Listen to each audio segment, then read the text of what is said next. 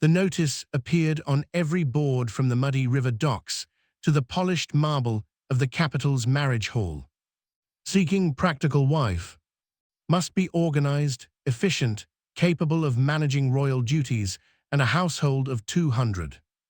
No hysterics, no tears, no romance. Generous compensation.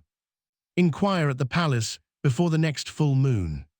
King Brennan of the Northern Reach. Nessa read it twice, then a third time, standing in the drizzling rain outside the baker's shop. The parchment was already curling at the edges, but the words were sharp enough to cut. Generous compensation. She needed that more than air. Her father's debts had grown teeth. The creditors had stopped sending polite letters and started sending men with clubs. 3 nights ago, they had taken the last of the silver candlesticks. Last night, they had taken the dining table. Tonight, they would come for the roof over her mother's head if Nessa didn't do something drastic. So she did the most drastic thing she could think of. She walked straight to the palace gates. The guards laughed at first, a soaked girl in a patched cloak, clutching a leather folio like a shield. But when she calmly recited the entire advertisement word for word and demanded to be taken to whoever handled the king's correspondence, one of them decided it wasn't worth the paperwork to throw her out. 2 hours later, she was seated on an uncomfortably ornate chair in an antechamber that smelled of beeswax and wolf. Actual wolf. The scent of the royal pack was everywhere, pine, smoke, and something wild that made the hairs on her arms rise. A tall woman with iron-gray hair and the king's crest on her tunic entered, carrying a thick stack of parchment. Name: Vanessa Calder, though everyone calls me Nessa. Age: 23. Marital status: single, painfully so, according to my aunt. The woman didn't smile. Can you read and write? Better than most tax collectors. Manage a household budget. I turned a bankrupt merchant house profitable in 18 months. The woman's eyebrow twitched, the first sign of interest. References. Nessa slid the folio across the table. Inside were ledgers bound in plain brown leather, every page filled with her neat, ruthless handwriting. Income, expenditure, projected growth, contingency plans. The woman flipped through them, lips moving silently. Finally, she looked up. The king wants efficiency. He does not want complications. I am the opposite of a complication, Nessa said. I am a solution in human form. The woman studied her for a long moment, then stood. Wait here. She was gone so long that Nessa had time to memorize the pattern of wolves embossed on the ceiling. When the door opened again, it wasn't the gray-haired woman who entered. It was the king. King Brennan filled the doorway the way a storm fills the sky. 6.5 feet of broad shoulders, black hair tied back with a leather cord, and a beard that looked like it had been trimmed with a hunting knife. His eyes were winter-gray and currently fixed on her like she was a puzzle he hadn't decided to solve or break. He didn't speak, he simply looked. Nessa stood, because sitting while a werewolf king loomed felt like volunteering to be lunch. She was 5'4" in her boots, and the top of her head barely reached the middle of his chest. She hated that. She hated more that her pulse stuttered when the wild scent of him rolled over her. You're the one who brought Ledgers to a marriage interview, he said at last. His voice was low, rough, like gravel under boot heels. I believe in being prepared. He stepped closer. The door shut behind him with a soft click that sounded dangerously final. I don't want a wife, he said. I want a quartermaster in a dress. Someone who can stop my council from bleeding the treasury dry while I'm off fighting border wars. Someone who won't cling or weep or demand pretty words. I don't know any pretty words, Nessa said. I know numbers, and I know how to make people do what needs doing without them realizing they've been managed. One corner of his mouth twitched, the ghost of something that might have been amusement if he'd allowed it to live. You're human. It wasn't a question, but she answered anyway, completely. No fangs, no claws, no inconvenient moon cycles. Dangerous, being human in a wolf court. I've survived worse than politics. He circled her slowly, the way a wolf circles something it hasn't decided to kill yet. She held still, chin high. You're small, he said. Efficient use of resources. That earned the faintest huff of air that might have been laughter. He stopped in front of her again. 3 months, he said, a trial contract. You organize the palace, balance the books, and keep the nobles from sticking knives in each other's backs or mine. You live in the East Wing, separate bedrooms, no expectations. At the end of 3 months, if you've done what you claim, you walk away with enough gold to buy half the capital. If you fail, you leave with nothing. And if you cause trouble, he let the sentence hang like a blade. Nessa extended her hand before he could list the creative ways he might kill her. Do you want that in writing? For the first time, the king looked genuinely startled. Then he took her hand. His engulfed hers entirely, calloused, warm, and strong enough to snap her bones if he forgot himself. He didn't. Tomorrow, he said, be here at dawn. Bring whatever you need, leave whatever you don't. He released her hand and walked out without another word. Nessa stood there for a full minute, staring at her palm where the heat of him still lingered. Then she exhaled, long and slow. She had a job. She had 3 months. And she had absolutely no intention of failing. The next morning she arrived at the palace with 1 carpet bag, 3 ledgers, and a heart that refused to stop hammering. The same grey-haired woman, her name was Mara, met her at the gate. You're either very brave or very stupid, Mara said. Both, usually. Mara's mouth bent in what might have been approval. Come, the king is already growling at people. They walked through corridors of dark wood and wolf banners. Servants scattered like startled deer when they saw Mara coming. Nessa took mental notes. Too many footmen on this hall, not enough in the kitchens. The tapestries needed beating, the silver needed polishing, Stop cataloguing, Mara said without looking back. You'll give yourself a headache. I like headaches, they mean I'm thinking. Mara snorted, you'll fit right in. They reached a pair of carved doors, guarded by 2 wolves in human form. The guards bowed to Mara and opened the doors without a word. Inside was chaos. Maps covered every surface. Armor lay in piles. A half-eaten breakfast congealed on a sideboard while 3 advisors shouted over each other about grain stores. Border patrols, and something involving a duke who'd insulted the king's mother. King Brennan stood in the center of it all, arms folded, looking like he was calculating how many throats he could rip out before lunch. He glanced up when Nessa entered. His gaze flicked over her once simple grey dress, hair in a neat braid, no jewelry, and something in his shoulders eased a fraction. Everyone out, he said. The advisors kept arguing. I said out. The growl that followed was not human. The room emptied so fast someone tripped over a chair. When the doors shut again, silence fell like snow. Brennan looked at Nessa. Well. She set her carpet bag down, opened it, and pulled out a fresh ledger. First things first. Breakfast is cold, which means the kitchens are understaffed or poorly routed. The maps are unsorted, which means your war room is inefficient. And your advisors are terrified of you, which means they're lying about at least 30% of what they report. He stared at her. That's your opening remark. It's an accurate one. She flipped the ledger open. Also, your treasury is missing roughly 42,000 crowns that no one can account for, but we'll get to that after coffee. For a moment, she thought he might actually throttle her. Then he did the last thing she expected. He laughed. It was a short, rough sound, more surprise than humor, but it transformed his face. The grim lines softened, his eyes crinkled at the corners. For one heartbeat, he looked almost human. Coffee, he said. Yes, and then you can tell me how you know about the missing 42,000. Nessa allowed herself the smallest smile. I always start with coffee. Chaos runs better on caffeine. She turned to leave and find the kitchens. Nessa. She paused at the door. Welcome to the madhouse, the Alpha King said. She glanced back. I brought my own broom.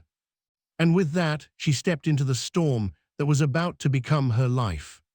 Chapter 1 continues for the full 15,000 words with Nessa overhauling the palace, their first sparring dinner, the moment she accidentally walks in on him shifting, the first time he accidentally calls her Little Hurricane, and the slow, inevitable realization that the contract was the worst idea either of them ever had, because some chaos is exactly what a grumpy wolf king needs. The first week was war. Not the border kind with swords and howls, though Brennan left for 3 days to deal with exactly that, but the quieter, more vicious kind fought with ink, schedules, and the sheer nerve to tell centuries-old werewolves that their way was inefficient. Nessa fired 2 stewards, promoted a 16-year-old kitchen girl to undercook because the girl could balance 3 pots and a ledger at the same time, rerouted every delivery wagon in the palace, and turned the Great Hall from a drafty barn into something that actually looked like a royal seat. She did it all in the same calm, unshakable voice she had used the day she walked into the king's study with a carpet bag and 0 fear. By the 8th morning, half the palace wanted to worship her, and the other half wanted to bury her in the courtyard. Brennan returned at dawn, coated in road dust and someone else's blood. He strode into the Great Hall expecting the usual disaster and found order. Fresh rushes on the floor that actually smelled of lavender instead of wet dog. Banners rehung in proper battle order, servants moving like clockwork. And in the center of it all, a tiny human woman in a charcoal dress, standing on a table, pointing at a chandelier while 2 wolves on ladders followed her every word. He stopped dead in the doorway. Nessa glanced down, met his eyes, and didn't miss a beat. Good, you're back. The southern grain tithe is 2 days late, your armor still smells like troll, and dinner is at 8 whether you're clean or not. Welcome home, your majesty. One of the ladder wolves whimpered. Brennan almost smiled. Almost. He waited until the chandelier was level, the wolves dismissed, and the hall empty except for the 2 of them. Then he walked forward until he stood directly beneath the table, forcing her to look down at him.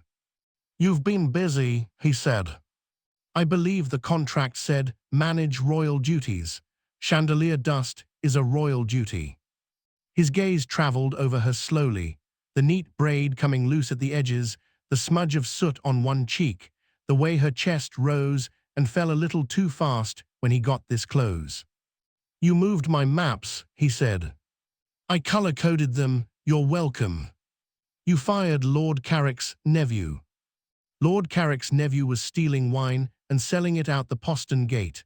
I gave him a choice, leave quietly with a reference or leave loudly missing a hand. He chose quietly. Brennan's eyes narrowed, but the corner of his mouth did that treacherous twitch again. You're terrifying. Thank you. Silence stretched between them, thick as winter honey. He reached up without warning, wrapped one large hand around her calf, perfectly respectable, right above the boot, and lifted her down from the table as if she weighed nothing. He didn't let go immediately. His palm burned through wool and skin straight to her bones. You missed dinner 3 nights in a row, she said, because someone had to speak, and her voice came out steadier than she felt. Border wars don't keep palace hours. You still have to eat. She stepped back, breaking the contact before her knees forgot their job.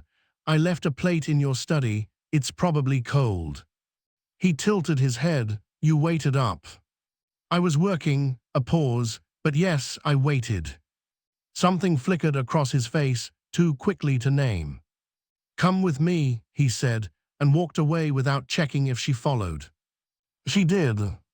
They ended up in the king's private study, dark wood, roaring fire, maps now pinned in perfect chronological order along one wall, her doing. The plate sat exactly where she'd left it, covered with a linen cloth. He pulled the cloth off, stared at the food, roast venison in red wine sauce, root vegetables glazed with honey, warm bread, then at her. You cooked this. I threatened the cook until he let me. He cried. It was efficient. Brennan picked up the fork, took a bite, and closed his eyes for a long moment. A low, involuntary sound rumbled in his chest, approval, pleasure, something dangerously close to a growl's.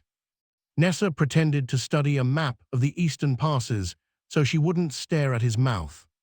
He ate in silence. She pretended to work. The fire crackled. The storm outside threw rain against the windows like it wanted in.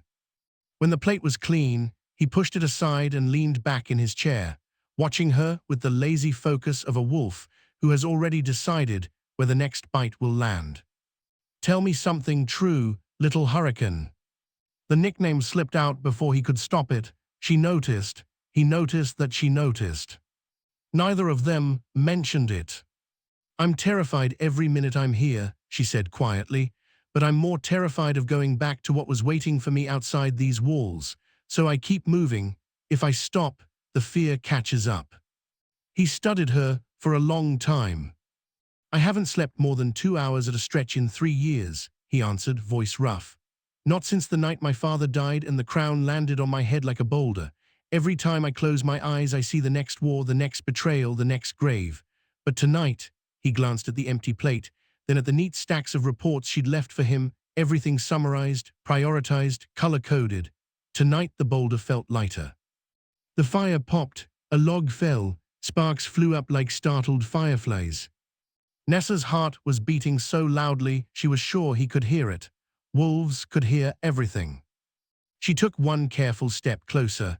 "You're not alone in this anymore, Brennan. That was the deal, 3 months. I keep the chaos out there from swallowing you whole. You keep the creditors from swallowing my family. We're partners." His eyes flared gold for a heartbeat, pure wolf looking out at her. "Partners," he repeated, tasting the word like it burned. Then he stood slowly until he towered over her again. He didn't touch her, but the heat rolling off him wrapped around her like fur. "Thank you for dinner," he said. "You're welcome." He leaned down until his lips were a breath from her ear. "Next time, eat with me." It wasn't a request. He left before she could answer, the door closing softly behind him. Nessa stood there for a long time, hand pressed to the place on her neck where his breath had scorched her skin, wondering how a marriage of convenience had just set the entire room on fire without a single kiss. Chapter 2 continues with late-night inventory sessions that end with them shoulder to shoulder over candlelit ledgers. The first time he catches her asleep on a settee and carries her to bed without waking her. The disastrous state dinner where she saves his life with a hairpin and a lie. And the moment he realizes the scent of her fear has been replaced by the scent of home. The full moon came 2 weeks later like a silver hammer against the sky. Every wolf in the palace felt it, bones itching, skin too tight, instincts roaring to run, to hunt, to claim. Brennan locked himself in the old tower the way he always did on moon night, alone, chained if necessary, because an unmated alpha under a full moon was a walking catastrophe. Nessa discovered this the hard way. She had spent the day preparing for the monthly council audit, an ordeal that usually left 3 advisors in tears and 1 hiding under a table. By dusk, the palace was quiet in that brittle, dangerous way that precedes a storm. Servants vanished to their quarters. Guards doubled at every door. Torches burned low. Nessa, being human and therefore moon-deaf, noticed none of it. She noticed only that the final ledger column refused to balance by 7 crowns and 14 coppers, and that was unacceptable.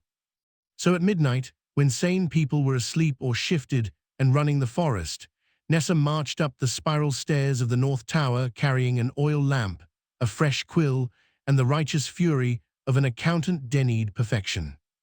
The tower door was iron-bound oak and locked with 3 separate bolts.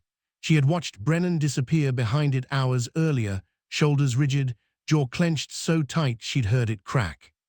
She knocked anyway. "Silence." She knocked again, louder. "Brennan, I know you're in there brooding majestically. Open the door. 7 crowns do not magically appear because you're having an existential crisis." A low, inhuman growl rolled through the wood like thunder trapped in a cave. Nessa rolled her eyes. Growling is not an approved accounting method. Another growl, this one edged with pain. Something twisted inside her chest. She set the lamp down, pulled a hairpin from her braid, and picked the first lock in 12 seconds flat. The second lock took 12 more. The third was wolf-forged and complicated, but she had spent 3 nights studying the mechanism after watching the royal locksmith oil it. 37 seconds later, the door swung open. The tower room was dark, except for moonlight pouring through a single arched window. Chains, thick, silver-laced iron, lay coiled on the floor like dead snakes. In the center of the room stood Brennan. Or what had been Brennan. He was half-shifted, taller, broader, claws instead of fingers, eyes molten gold. Fur rippled along his arms and neck in waves. He was clearly fighting to keep back. Every muscle trembled with the effort of holding the wolf inside. He stared at her like she was both salvation and apocalypse. "Get out," the words came out shredded, barely human. Nessa stepped inside and shut the door behind her. "I will," she said calmly, "as soon as you tell me why the Eastern Patrol budget is missing 7 crowns and 14 coppers." A snarl ripped from his throat. He took one involuntary step toward her.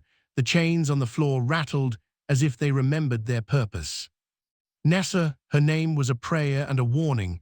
"The moon is full. I am not safe." "You haven't been safe since the day I met you," she said. "You're just louder about it tonight." She walked forward, slow, deliberate, until she stood 3 feet away, close enough to feel the furnace heat pouring off him, close enough to see the fangs he was trying so hard not to bear. "I can smell your fear," he rasped. "Good, fear keeps me clever." She lifted the ledger like a shield. "But right now, I'm more afraid of unbalanced books than I am of you." A shudder racked him, his claws flexed, scoring the stone floor. "You shouldn't be here," he said, voice breaking. "If I lose control." "You won't," she said it with the same absolute certainty she used when telling stewards they were fired. "You are the most controlled person I've ever met. You locked yourself in a tower with chains you clearly hate just so no one would get hurt. That's not a monster, Brennan. That's a man doing his best." His head snapped up, gold eyes locked on hers. Very gently, she set the ledger on the floor between them. "I'm going to sit," she said, and did exactly that, cross-legged on cold stone, skirts pulled around her, lamp flickering at her side. "You can pace or sit or try to scare me away, but I'm not leaving until we find those 7 crowns, together." For a long moment, the only sound was his ragged breathing and the wind screaming around the tower. Then, inch by agonizing inch, the fur receded, claws shrank, the gold in his eyes dimmed to winter gray. He dropped to his knees in front of her, still massive, still trembling, but human again. "You are insane," he whispered. "Occupational hazard." He laughed then, a broken, incredulous sound that turned into something suspiciously like a sob he refused to let out. Nessa reached out slowly, telegraphing every movement, and laid her hand on his bare forearm. His skin burned like fever. "Breathe with me," she said softly. He did. In through the nose, out through the mouth, until the moon's grip loosened and the wolf quieted. Minutes or hours later, he rested his forehead against hers. His beard scratched her skin. His breath trembled across her lips. "I almost," he started. "But you didn't." She pulled back just far enough to meet his eyes. "You didn't." His hand came up, hesitated, then cupped her cheek with a gentleness that made her heart stutter. "You make the moon feel smaller," he said, voice raw. She leaned into his palm without thinking. "You make my nightmares feel smaller. We're even." They stayed like that, foreheads touching, breathing the same air, until the lamp burned low and the moon began its descent. Eventually, she opened the ledger between them. "Page 47, she murmured. "Line item for Wolfbane tonic. Someone wrote a 7 that looks like a 1. He huffed a laugh against her temple. "That's it. That's it." His arms slid around her without permission, simply there, warm and solid and safe. She let her head rest against his shoulder. Outside, the moon slipped behind a cloud, sulking. Inside the tower, for the first time in 3 years, Brennan slept, curled on the cold stone floor, with a tiny human woman tucked against his chest like she was the only thing keeping the world from spinning apart. Nessa stayed awake a little longer, fingers tracing idle patterns on his arm, counting heartbeats instead of crowns. 7 crowns and 14 coppers. She smiled into the dark. Worth every second. Chapter 3 still has another 12K words. The morning after, when the entire palace realizes the king never shifted and the human wife is the reason.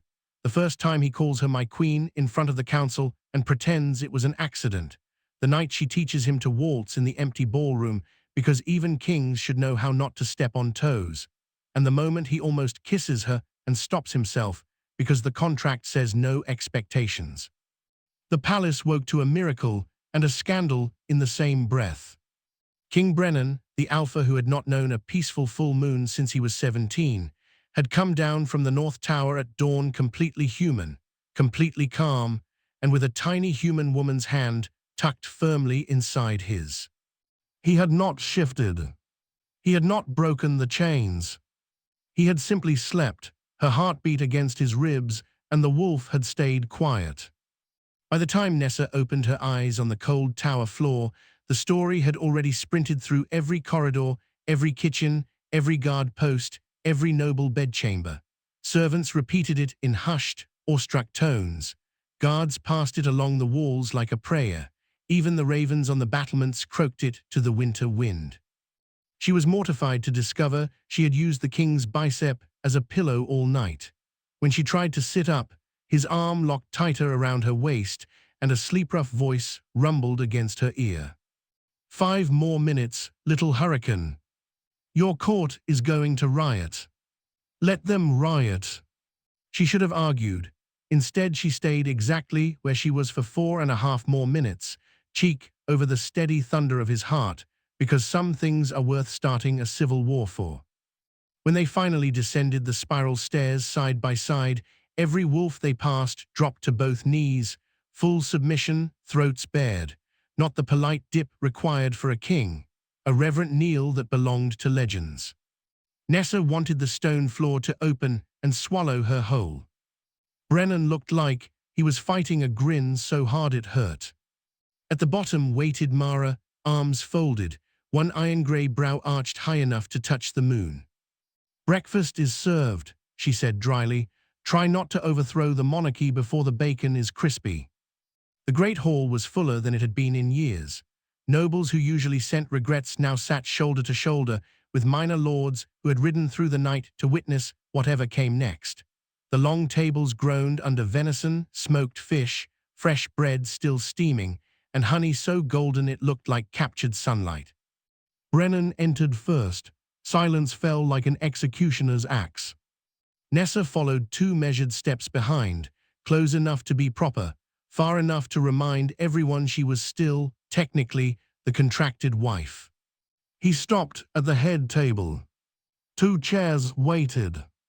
The king's chair, massive, ancient, carved with generations of snarling wolves. And beside it, untouched for 16 years, the queen's chair. Brennan pulled it out. Every single eyeball in the hall swiveled to Nessa.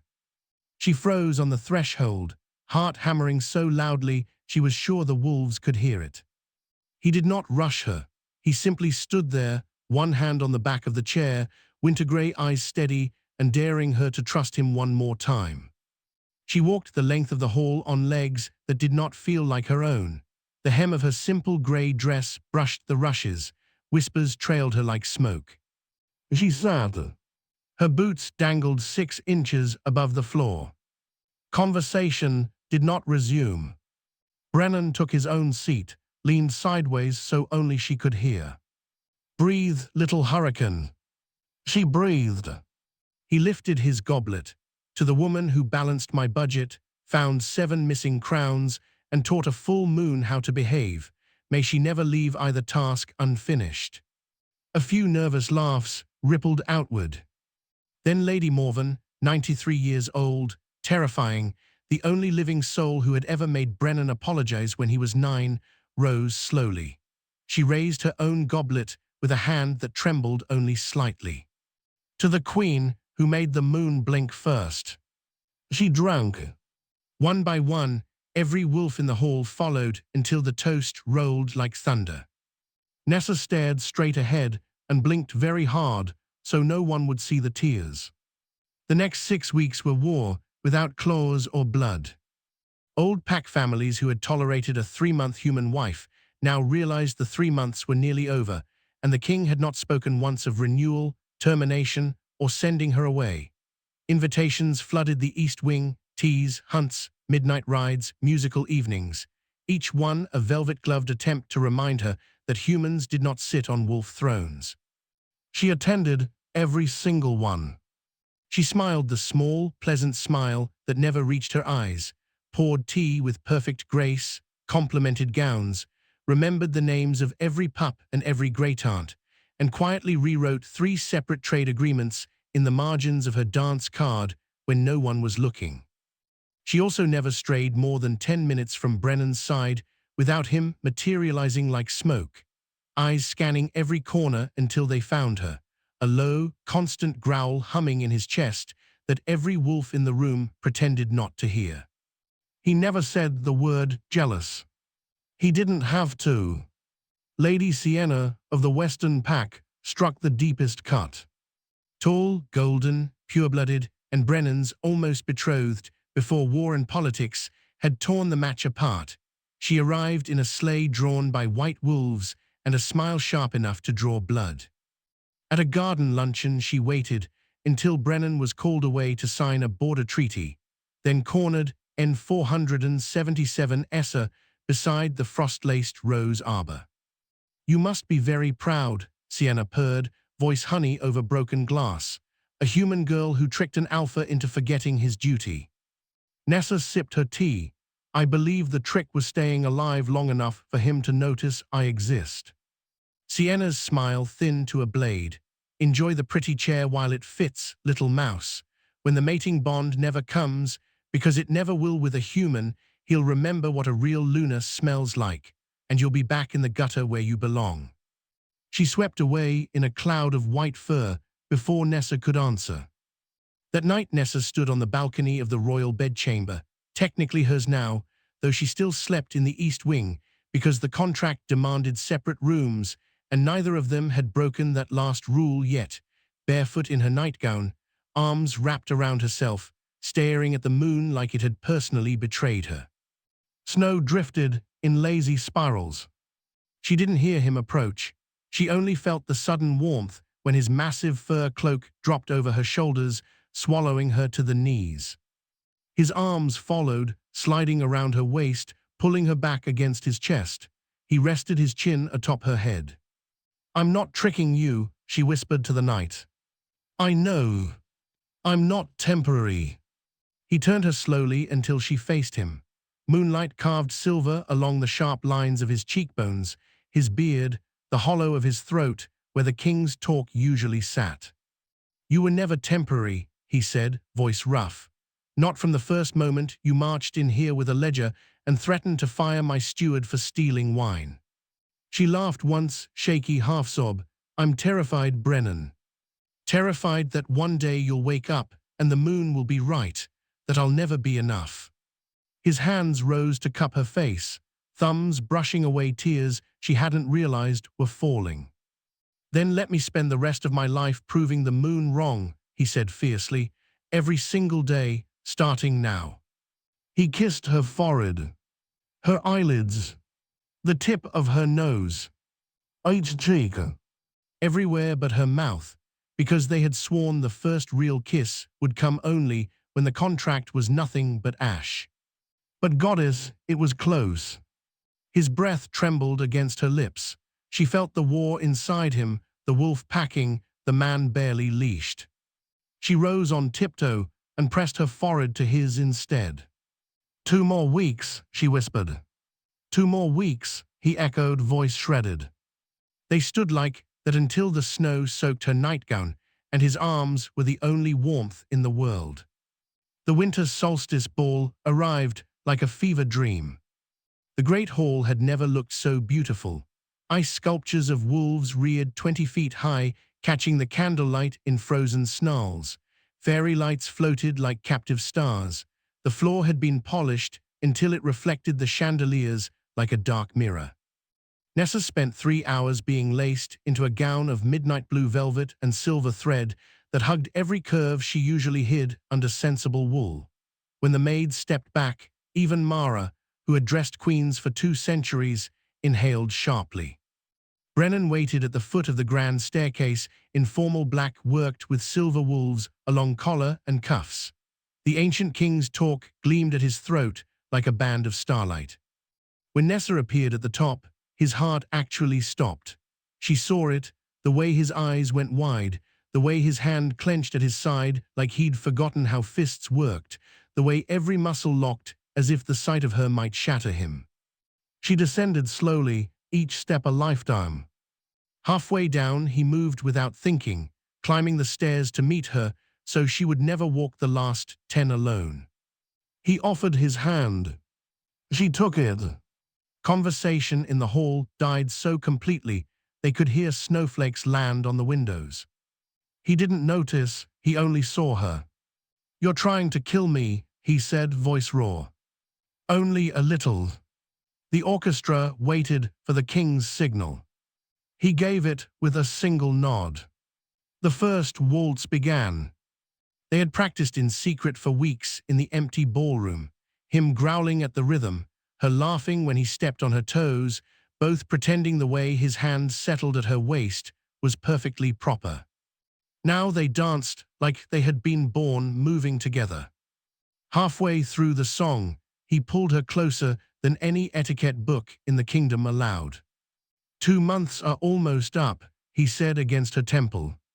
"I know. At midnight the contract burns." Her breath caught. "Brennan. I'm keeping you, Nessa, not as quartermaster, not as convenience, as my mate, my queen, my everything. Tell me to stop and I will. Tell me you feel it too." The music swelled, the room spun. Every eye was on them and the world had narrowed to just this, his heartbeat thundering under her palm, the heat of him through velvet and silk, the promise in his storm-gray eyes. "I feel it," she whispered, "every time you look at me like I'm the only thing keeping the sky from falling." His arms tightened until there was no space left between them, until she could feel the tremor running through him, until the entire hall might as well have been empty. The final note fell.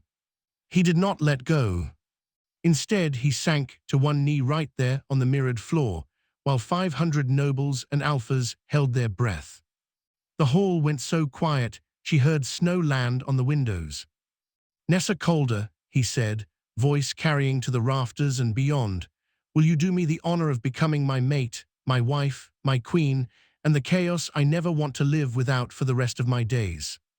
Her tears fell like scattered diamonds on the polished floor. "Yes," she said, laughing and crying at once, "but only if you promise to keep letting me reorganize your library." He laughed, the full, wild, joyful sound that belonged only to her, and surged upward in one motion, catching her against his chest. The kiss that followed was centuries in the making. The hall erupted into howls, cheers, stamping feet, and at least 3 overturned tables of champagne. Lady Morven openly wept into her handkerchief. Somewhere a duke fainted. Later, when the moon rode high and the last guest had gone, Brennan carried her over the royal threshold. The contract burned merrily in the fireplace, curling into ash that drifted up the chimney like dark snow. Behind closed doors, the Alpha King and his human queen discovered that some practical arrangements become forever. The kingdom only ever needed one truth. He paid for a practical wife. He crowned the queen who taught the moon how to smile through chaos. The coronation was set for the first new moon after solstice, when the sky is blackest and the stars burn brightest. Tradition demanded a new queen be crowned in darkness so the pack could see her shine by starlight alone. Nessa had 7 days to prepare.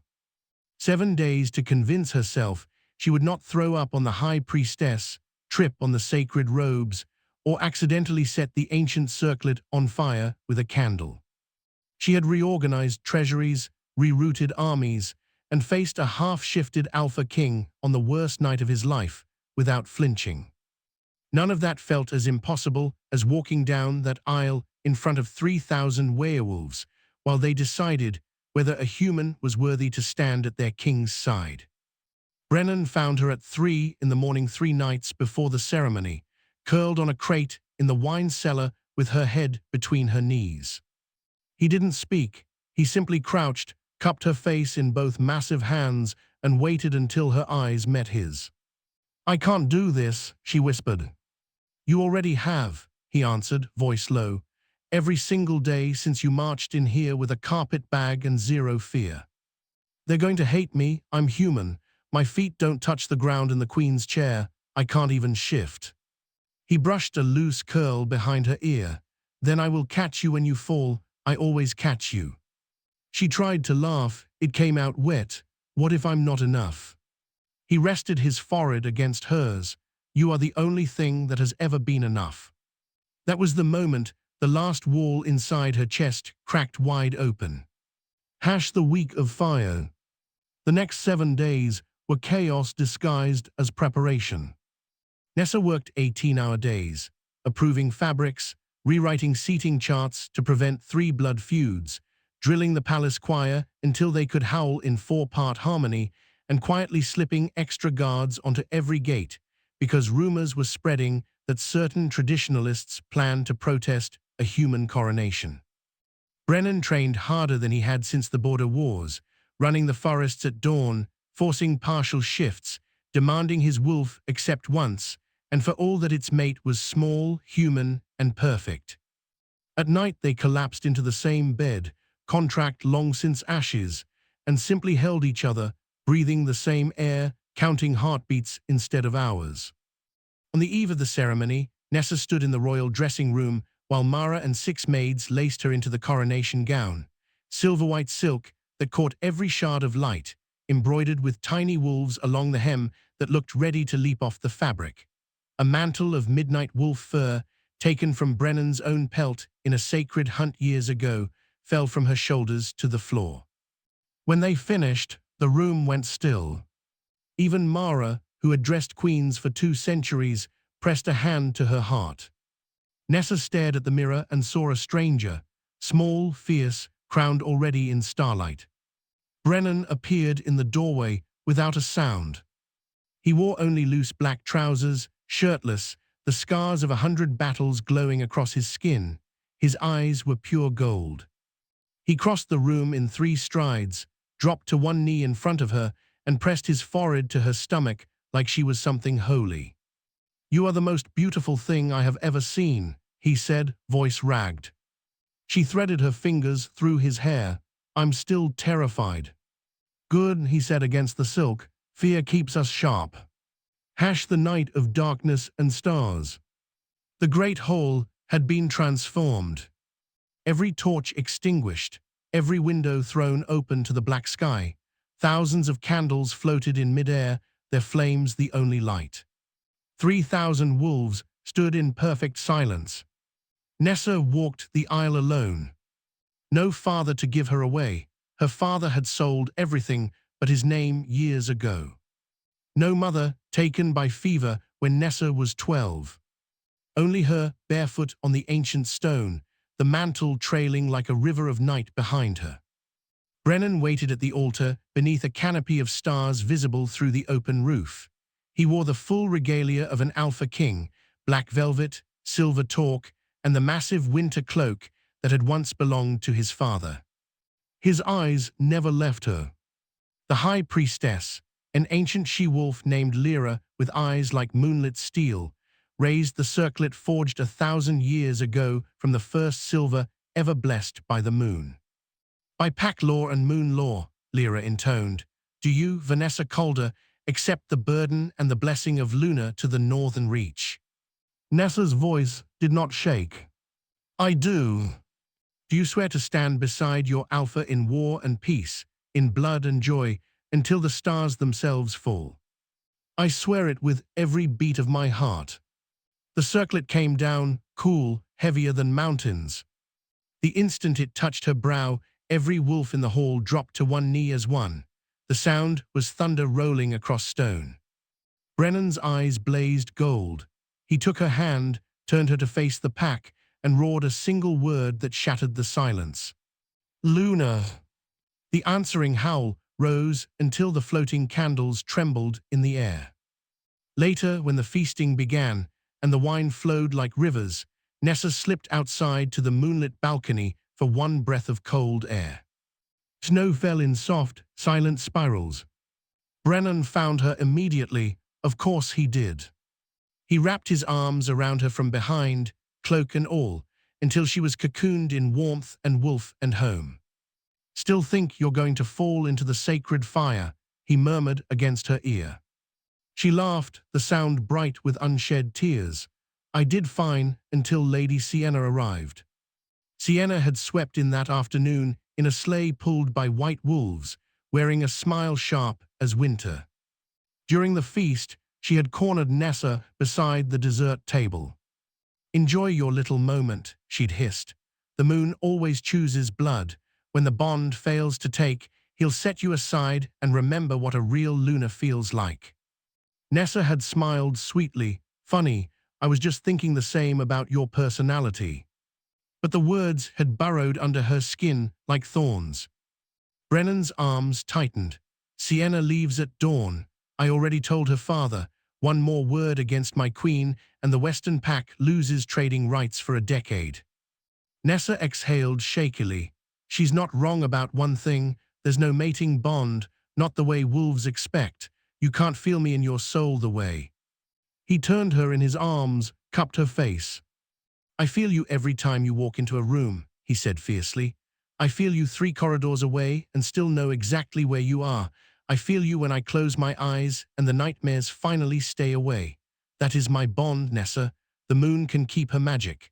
I chose you with my eyes wide open. Snowflakes caught in his dark hair like stars. She reached up, brushed them away. Then I choose you back, she whispered. Every day, every moon, every chaos. He kissed her then, slow, reverent, claiming, under a sky full of stars and the watching eyes of a kingdom that finally understood. Some crowns are forged in silver. Some are forged in courage, ink-stained fingers, and a heart too stubborn to ever back down.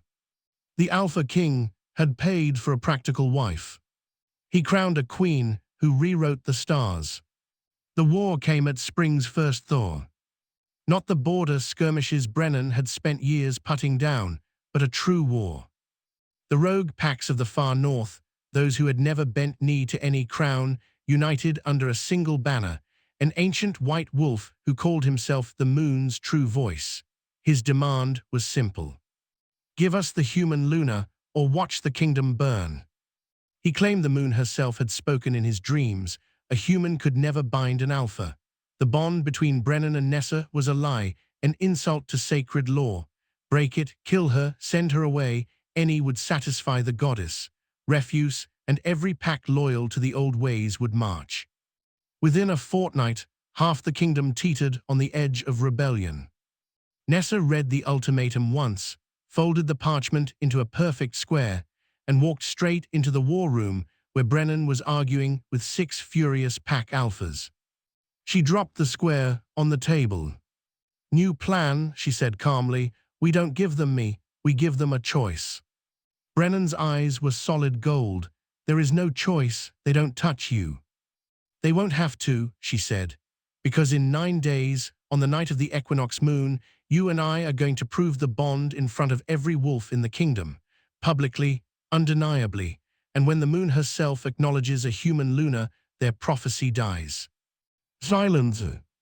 Then Lord Carrick, oldest of the alphas, laughed until he cried. Girl, there has never been a public bond claiming in 1,000 years, and never with a human, the magic may not come at all. Nessa smiled the small, terrifying smile that had once made a duke weep into his soup. Then we'll make it come. The next 9 days were legend. Nessa worked like a woman possessed, rerouting supply lines, forging alliances with human merchants who owed her favors, turning the great clearing outside the palace into an amphitheater of stone and silver torchlight. Brennan trained until he bled. running the forests at night, forcing his wolf to the surface over and over, demanding the beast recognize that its mate was human and perfect, and his. On the final night, 50,000 wolves gathered under an equinox moon, so bright it turned the snow silver. In the center of the circle stood a raised dais of ancient stone, the claiming ground, unused for centuries. Nessa walked out first. She wore a gown of midnight blue sewn with tiny silver stars, no crown tonight, only the simple circlet from her coronation and her hair loose like a battle flag. Behind her came Brennan, shirtless despite the cold, the scars of 100 battles glowing across his skin. The rogue leader, a massive white wolf in human form named Torin, stood at the edge of the circle, smirking. "Where is your bond, little king? I feel nothing." Brennan didn't answer with words.